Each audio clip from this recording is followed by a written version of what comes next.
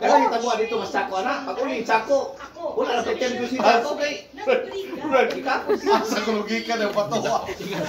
Asa gikang bato. Lahina po kikan langit na bukid ko na. Paso mo na eh? Record na. Record na. Salamat kayo sa usa ka siya na to nga vlogger. Si Power Morte, usab ang Cobsbon, di na ta magpagkaig ulo.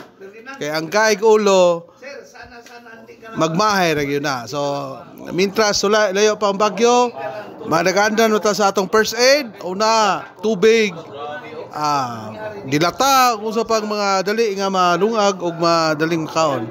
Kini nagkaulat para sa Radyo Morte. Alright, come in. Okay. Matay grabe guys. Ang barangay Panubigan, Calaon City, Negros Oriental. Nga nagtapok ng mga bato. Grabe kakusog ang ilahang tubig dito, mga kaigsunan. Gilupog sila dito, lalimang ka 10 feet ang tubig. Sa barangay Panubigan, Calaon City. Kagrabe kakusog.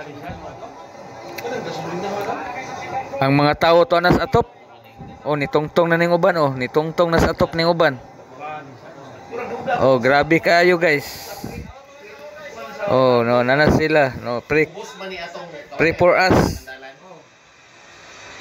Pray for us sa tanan nga mga kauban nato di Canlaon City nga naigo sa pagagupit sa bagyong Tino. Ang atong oras ron mga kaigsunan, alas 4:24.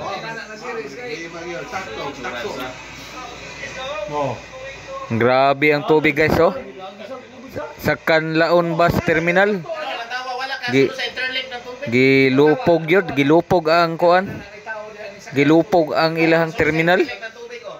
Grabe kakusog guys Gikan ni sa Cebu karon diri sa Canlaon. Gilupog na sila, gilupog. Gilupog na sila guys. Bali ni tambaluslos kay ning driver sa kuan series, pugos man niya. Gipugos man niya sa Binabagan Negros Occidental.